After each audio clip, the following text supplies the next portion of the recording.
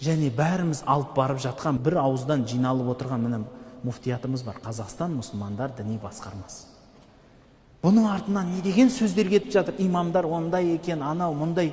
Бауырлар, көпшілік қой, көпшілік болғасын, иә, мүмкін сондай білімі жетпейтін имамдар болады.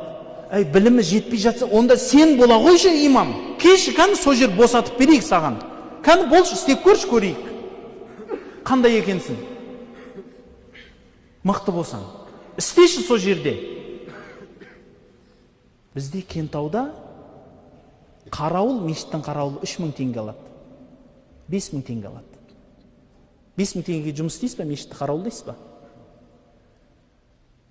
Мен жазда, былтыр жазда, медресе не қыламыз ғой, бір кішкентай қаражат болсын деп қауын ектім.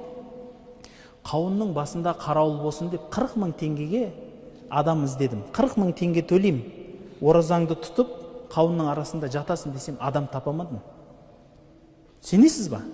Адам табалмадым 40 000 теңгеге жұмыс істейтін. Таң қалдым. Альхамдулилля дедім, біздің адамдар 40 000 теңгені ақша демейтін болыпты ғой, жағдайлары дұрыс болып қапты ғой деп қуандым бір жағы. Бірақ біздің имамдарымыздың 40 000 теңге айлықтары жоқ, білесіздер ма? Имамдардың көп, мүмкін енді үлкен мешіттерде, областной, басқа мешіттерде болып қалады. Бірақ қалалық деңгей, ауылдық, аудандық деңгейде 40 000 теңге имам жоқ айлығы. Бірақ солар жұмыс істеп жүр ғой, түсінесіз ба? Ақ көйлегін киіп, алдыңызға жаңағы, не дейді, бөрі аштығын білдірмей, сыртқа жүнін қампайтар дегендей, үндемей келіп, қуанып, жұмыс істеп жүр.